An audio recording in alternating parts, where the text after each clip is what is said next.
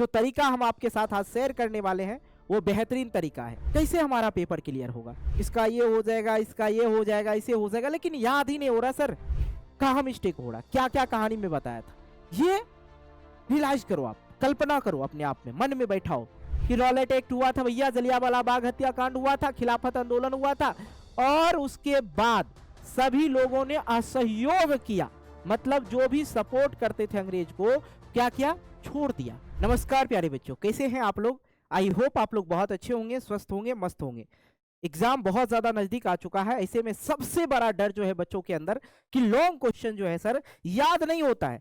Sir पढ़ने time हम पढ़ लेते हैं, लेकिन उसके बाद जब हम लिखना शुरू करते हैं ना हमें कुछ याद नहीं रहता है, बहुत ज्यादा टेंशन हो रहा है। अगर आप इस बार पेपर देने वाले हैं तो आप इस वीडियो को पूरा देखिए, मैं 100% गारंटी के साथ बता रहा हूं। इस वीडियो को देखने के बाद जो है आप कहिएगा कि हम लॉन्ग क्वेश्चन क्या 4-5 को जो है पेज ऐसे लिख देंगे। सर जो तरीका हम आपके साथ आज शेयर करने वाले हैं वो बेहतरीन तरीका है। सबसे पहले बच्चों का कमजोरी क्या है वो हम आपको समझाते हैं। देखिए बच्चे कहते हैं कैसे होगा सर, परीक्षा आ गया है, बहुत ज्यादा नजदीक है सर, नहीं हो पा रहा है, कैसे हमारा पेपर क्लियर होगा, पहला टेंशन। दूसरा, याद नहीं हो रहा है, कुछ भी याद नहीं हो रहा सर, रट्टा मारते रहते हैं सुबह शाम, इसका ये हो जाएगा, इसका ये हो जाएगा, इसे हो जाएगा, लेकिन याद ही नहीं हो रहा सर, क्या करें सर, बहुत ज्यादा प्रॉब्लम है। क्लास करते समय सब कुछ याद हो जाता है, जैसे आर्यन सर यहाँ पे पढ़ा रहे हैं, जिस समय आप क्लास करते हो उस समय आपको पूरे अच्छे से याद हो जाता है, समझ में भी आ जाता है, लेकिन जब हमें क्वेश्चन आता है सामने, उसको हम चाहते हैं अपने भाषा में लिख दे तो नहीं हो पाता है, बहुत ज्यादा दिक्कत है। बेटा पूरा वीडियो देखना, तुम्हें आज एहसास होगा, पूरी यूट्यूब पे ये वीडियो नहीं मिलेगा तुम्हें, मैं पहले बता रहा हूं, ठीक है। आज तुम्हें एहसास होगा कि ये तरीका है जो हम लोग अपनाते हैं, जो टीचर आपके अपनाते हैं, कैसे याद रहता है, वो सारी चीज, वो सारा राज हम आपके सामने रखने वाले हैं। तो इस वीडियो को पूरा देखना, ओके। आ जाओ, क्लास करते समय याद नहीं होता है, क्लास करने टाइम हम सब कुछ समझ जाते हैं लेकिन याद नहीं होता है। सबसे ज्यादा जो दर्द देता है लॉन्ग क्वेश्चन, याद ही नहीं होता है सर। मैं कहता हूं तुम याद ही मत करो, आज के बाद तुम्हें याद नहीं करना है, बस हम आपको कुछ टिप्स देंगे, स्टूडेंट के लिए कुछ टिप्स देंगे, और उसके बाद आप एसएसटी हो या साइंस हो या हिंदी हो या संस्कृत हो, इस सभी सब्जेक्ट का महारथी बन जाएंगे आप। जो एक टीचर अपनाते हैं वो राज हम आपको बताने वाले हैं। क्या राज है, हमें क्यों याद रहता है, आप कहीं से भी पूछ लो हम बता देते हैं क्यों, हम क्या करते हैं, वो चीज आपके साथ शेयर करने वाले हैं। तो बिल्कुल ध्यान से देखना बेटा। सबसे पहली बात, आपके सामने कोई चैप्टर हम पढ़ा रहे हैं, कोई भी चैप्टर पढ़ाते हैं, आपको हम हमेशा कहानी के तौर पे लेके जाते हैं। जैसे कि मैं बात करता हूं, आपका इतिहास का पहला चैप्टर है यूरोप में राष्ट्रवाद, और यूरोप में राष्ट्रवाद में आप जानते हैं कि भाई सबसे पहले फ्रांस की क्रांति होता है, और फ्रांस की क्रांति में जो था सबसे ज्यादा निरंकुश शासक जो था वो कौन था, लुई 16वां था, आप अच्छे से जान रहे।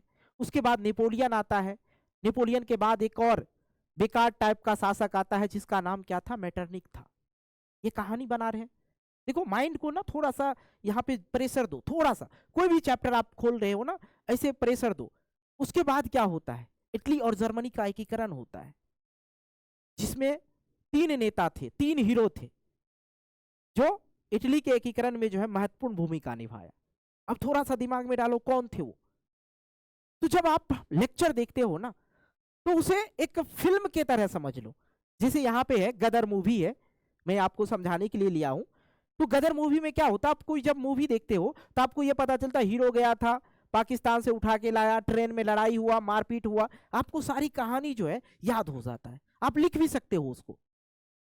उसी प्रकार से जब हम किसी भी सब्जेक्ट का जो है कोई भी चैप्टर पढ़ रहे हैं तो उसको हम एक कहानी के तरह देखेंगे, ना कि किताब के लिए, भाई पढ़ नहीं पाएंगे, कभी याद नहीं हो पाएगा उस तरह से। अगर हम रट्टा मारेंगे एकदम कहानी की तरह से, पूरा चैप्टर में सर ने क्या बताया, सबसे पहला बेस्ट तरीका यही है कि सर ने क्या क्या बताया था, कहाँ मिस्टेक हो रहा, क्या क्या कहानी में बताया था, ये रियलाइज करो, आप कल्पना करो अपने आप में, मन में बैठाओ, 2 मिनट में पूरा चैप्टर की कहानी बन जाएगा, 2 मिनट में। जैसे मैंने आपको पूरी कहानी अभी 2 मिनट में बता दिया, तो वो कहानी याद होना चाहिए, ठीक है। पहला चीज तो आप करें, उत्तर को जो है फिल्म या कहानी की तरह अपने दिमाग में चलाना है आपको, ठीक है। नेक्स्ट क्या है, नेक्स्ट क्या है, कीवर्ड्स याद रखना है। जैसे कि मैं बात करता हूं असहयोग आंदोलन, असहयोग आंदोलन जो है, असहयोग आंदोलन का कुछ कीवर्ड्स याद होगा, सभी बच्चे को याद होगा। थोड़ा सा दिमाग पे प्रेशर डालो, क्या क्या सर ने बताया था, सर ने उसका कारण क्या बताया था। कारण में आपको बताया था रॉलेट एक्ट, जिसे काला कानून कहा जाता है। कब हुआ था, 1919 में हुआ था। जलियांवाला बाग हत्याकांड अमृतसर पंजाब में कब हुआ था, 1919 में हुआ था। जनरल डायर याद है, याद है, कहेंगे जी सर बिल्कुल जनरल डायर याद है, जो सब पे गोली चला दिया था, डिचको डिचको डिचको पूरा, उसमें एक व्यक्ति बच गया था उधम सिंह। और उसी में क्या हुआ था, उसी में क्या हुआ था, महात्मा गांधी ने क्या खो दिया था, क्या खो दिया था, ये आपको हम दिमाग पे अभी प्रेशर देने के लिए बोल रहे हैं। आप सोचो क्या खो दिया था, नाइट की उपाधि किसने त्याग दिया था, ये भी कॉन्सेप्ट क्लियर। फिर आता है खिलाफत आंदोलन हुआ था, हुआ था ना, ये कारण है, कारण हमें याद हो गया भाई। प्रमुख कार्यक्रम एवं गतिविधि क्या था वहां का, मतलब महात्मा गांधी को ये लगने लगा कि भाई हम अंग्रेज को कहीं ना कहीं सपोर्ट कर रहे हैं, सहयोग कर रहे हैं, इसलिए तो असहयोग आंदोलन हुआ। अंग्रेज के द्वारा जो भी चीजें थे उसके हम लोग क्या कर दिए, बहिष्कार कर दिए, उसका बाइकआउट कर दिए थे, ठीक है। उसके बाद ये आंदोलन चल ही रहा था, बीच में एक और कांड हो जाता है, लॉन्ग क्वेश्चन के लिए बता रहा हूं, देखो दिमाग पे प्रेशर डालते रहो।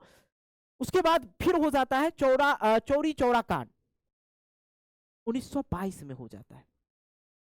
उसके बाद ये जो आंदोलन था इसको स्थगित कर दिया गया था, स्थगित कर दिया गया था, क्यों, क्योंकि महात्मा गांधी जी चाहते थे हिंसा ना हो, और यहां पे क्या हो गया था, हिंसा हो गया था, इसलिए स्थगित कर दिए। हमारे पास पॉइंट मिल गया, हमारे पास काउज मिल गया, पॉइंट में क्या क्या कीवर्ड्स मिला कि रॉलेट एक्ट हुआ था भैया, जलियांवाला बाग हत्याकांड हुआ था, खिलाफत आंदोलन हुआ था, और उसके बाद सभी लोगों ने असहयोग किया, मतलब जो भी सपोर्ट करते थे अंग्रेज को, क्या क्या छोड़ दिया, सपोर्ट करना छोड़ दिया, विद्यालय जाना छोड़ दिया था विद्यार्थी, वकील वकालत करना छोड़ दिया था, अंग्रेजी कपड़ा पहनना छोड़ दिया था। याद आ रहा है, याद आ रहा है, ऐसे याद होता है, ये चीजें थी सारी की सारी। उसके बाद ये आंदोलन चल ही रहा था कि बीच में ये कांड हो जाता है।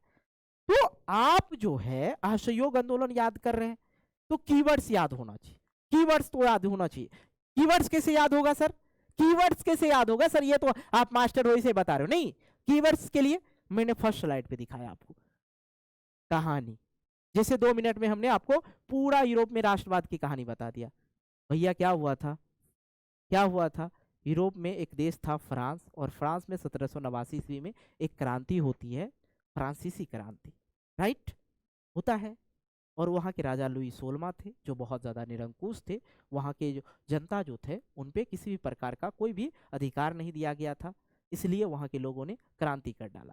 1793 ईस्वी में फ्रांस के राजा की मृत्यु हो जाती है, उसके बाद वहाँ पे जो है लोकतंत्र स्थापित हो जाता है। लेकिन 1804 ईस्वी में नेपोलियन वहाँ का शासक बन जाता है, प्रजातंत्र को समाप्त करके राजतंत्र को स्थापित कर देता है। लेकिन ये भी ज़्यादा देर नहीं चला, 1804 से लेकर 1815 ईस्वी में इसकी भी कहानी खत्म हो जाती है, दी एंड हो जाएगा। फिर मेटरनिक का शुरू हो जाता है।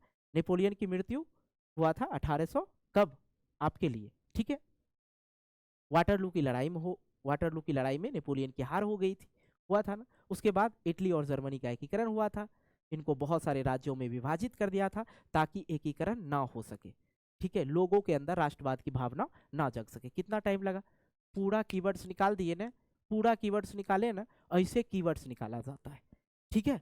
मैं बताया ना आपको पहले ही कि आपको पूरे यूट्यूब पे ऐसा ये कोई वीडियो नहीं मिलेगा जो इस तरह से बच्चों को बताया हो, और मैं यही चीजें यूज करता हूं, इसी तरह से मैं अपने बच्चों को पढ़ाता हूं। और उसके बाद है लिखकर अभ्यास करना होगा, लिखकर जो है अभ्यास करना होगा। सबसे पहली बात पॉइंट ऐसे लिखेंगे ना पेपर में, एग्जामिनर जो है ना पूरा नंबर देगा, पूरा 1 नंबर नहीं। देखो यहाँ पे कैसे हमने लिखा है आपके लिए बेहतरीन तरीके से। शुरुआत हुआ था, पहचान क्या था, भारत का पहला बड़ा जन आंदोलन था, मुख्य उद्देश्य क्या था, लक्ष्य क्या था, समाप्ति कब हुआ था, ये सारे के सारे मुख्य पॉइंट को हमने लिखा। और जब से इसको देखेगा, जहां पे आप प्रेजेंट करेंगे, क्वेश्चन का आंसर देंगे, पूरा नंबर मिलेगा। एक बार याद करने के बाद उसे बिना देखे लिखें, लिखने से दिमाग और हाथ का जो है तालमेल बनता है, जिससे एग्जाम में हाथ जो है अपने आप चलते रहेगा, रुकेगा ही नहीं। ये तरीका होता है। यहाँ तक आप समझ गए। हम आपका ज़्यादा टाइम नहीं लेना चाहते बेटा, क्योंकि आपका टाइम बहुत ज़्यादा इंपॉर्टेंट है। एक और बेस्ट तरीका, ये तरीका बहुत सारे बच्चों पे ज़्यादा यूज होता है, कितना भी कुछ कर लो उन्हें याद नहीं होता। उनके लिए बेस्ट तरीका ये है, खुद को समझाए। मतलब आप जो है कोई भी एक छोटा सा बोर्ड ले लीजिए, या व्हाइट बोर्ड जो होता है आप लोग जिससे लिखते हैं, पैड पेन जो होता है, ठीक है, पैड वगैरह जो होता है जो लिख के लेके जाते हैं विद्यालय में परीक्षा देने, वो ले लीजिए, उसमें लिखना शुरू कीजिए। बोलिए, ठीक है, बोलिए, जिसे आपके आर्यन सर बोल रहे हैं और भी सर आपके बोल रहे हैं, वैसे बोलिए। कल्पना करें आप एक टीचर हैं और आप किसी को जो है, किसी बच्चे को जो है उत्तर समझा रहे हैं, और जब आप बोल बोल कर लिखेंगे ना, तो आपको पता चलेगा कि आप कहाँ अटक रहे हैं, हमारे अंदर कहाँ कमी हो रहा है। तो उस चीज को भी आप गौर करेंगे और नेक्स्ट टाइम आप बहुत अच्छा टीचर बन सकते हैं। तो ये तरीका है बेस्ट तरीका, कि खुद को समझाएं। कभी कभी बच्चे क्या करते हैं, शीशा के सामने, जैसे मेरा आदत होता है, मैं अपने चलते चलते जो है पूरा स्टोरी याद कर लेता हूँ, इसे इसे इसे इसे इसे इसे इसे हुआ था। अभी 2 मिनट में पूरी स्टोरी बता दिए, पूरा यूरोप में राष्ट्रवाद खत्म कर दिए हम, ये समझो। ठीक है, तो ऐसे करना है आपको। नेक्स्ट जो है चीजें आपको प्रो लेवल का जो है, लास्ट जो है प्रो लेवल का है ये याद रखने का तरीका। याद रखने का प्रो टिप्स ये है कि सोने से ठीक पहले, मतलब सोने से पहले हम जो चीजें करते हैं, ज्यादातर अक्सर 98% बच्चे जो है मोबाइल में रील देख लेते हैं, फिल्म देख लेते हैं, वो चीजें नहीं करना है। और ये कहीं ना कहीं हमारे दिमाग और इस दृष्टि से अगर देखा जाए जुड़ी हुई है। अगर आप कभी जगते नहीं है, तो मुझे 10 बजे का आपका टाइमिंग है सो के जगने का सुबह में, अगर आपको 5 बजे कहीं जाना होता तो आप सबसे पहले रात में सोने से पहले ये चीज़ें कहते हैं कि हमें 5 बजे जगना है और 5 बजे जगना है, 2 बार बोल के सोते हैं तो 5 बजे नींद आपका ऑटोमेटिक खुल जाता है। तो दिमाग इस तरह से भी काम करता है। ठीक है, सोने से ठीक पहले 15 से 20 मिनट जो है, जो चीज़ें आपको पढ़ना है, जो चीज़ें रिवाइज करना, उसको एक बार दिमाग में घुमा लीजिए और सो जाइए। सुबह उठकर सबसे पहले रिवीजन कर लीजिए। देखिए ये जो है, ये समय दिमाग सबसे ज़्यादा ग्रहणशील होता है सुबह का। ठीक है, और आप रिवीजन कर लीजिएगा, जिंदगी में नहीं भूलिएगा। रात में सोचिए, सुबह में एक बार और रिवाइज कर लीजिए, और ये जिंदगी में दोबारा नहीं भूलिएगा, और ये कहीं ना कहीं कारगर साबित होता है। ठीक है, ये सारे के सारे चीज़ों को जो है आपको बेहतरीन तरीके से करना है। अब यहाँ पे मैंने इस तरह से लिखा है, इसे ये भी आपको साबित मैं कर देना चाहता हूँ कि ऐसे ही आपको पेपर में लिख के आना है। ठीक है, बेहतरीन तरीके से पॉइंट टू पॉइंट, एक नंबर किसी का औकात नहीं है काट लेने का। इटली के एकीकरण में मेजनी, काबूर और गेरीवाल्डी का जो है योगदान को बताएं। मेजनी को लिखे, काबूर को लिखे, गेरीवाल्डी को लिखे, इस प्रकार से सजा के लिखना है। लाइनिंग देखो कितना सुंदर हैंडराइटिंग लग रहा है, कि बच्चे ने साफ सुथरा लिखा है। और ये चीजें ना आपको लॉन्ग क्वेश्चन में करते रहना है, लिखते रहना है, पॉइंट टू पॉइंट। यहाँ पे इटली के एकीकरण, मेजनी, काबूर और गेरीवाल्डी का योगदान बतावे, ये शॉर्ट में आप लिख सकते हैं, और थोड़ा लॉन्ग पूछ दिया तो इतना आप लिख सकते हैं। यहाँ पे देखो पॉइंट बनाया है, इटली के एकीकरण में मेजनी का योगदान, फिर इटली के एकीकरण में काबूर का योगदान, इटली के एकीकरण में गेरीवाल्डी का योगदान। सबसे पहले हमें मेजनी के बारे में लिखना होता है। ठीक है, जो कि क्या था नहीं था इन चीज़ों के बारे में लिखा, और क्या किया था ये चीज़ें लिखना है। विशेष रूप से हमें ज़्यादा कुछ नहीं लिखना है। इस तरह से आप लिख सकते हैं। मेरे ख्याल से जो मैंने आपको जो बताया, जो भी टिप्स दिया, वो सारे के सारे महत्वपूर्ण टिप्स दिए। एक टीचर जो है उन सभी टिप्स को फॉलो करता है। तो मेरे प्यारे लाडले एवं लाडलियाँ, प्लीज़ आप लोग का जो टाइम जो आपने 10 से 12 मिनट हमारे पे दिए, बहुत ही ज़्यादा आपके लिए बेनिफिट रहा होगा। बाकी आपका राय कैसा लगा नहीं लगा इन चीज़ों के बारे में आप बताइएगा। अगर और किसी भी प्रकार का समस्या होगा तो हम बिल्कुल आपके सामने, आपके समक्ष हमेशा खड़ा रहेंगे आर्यन सर।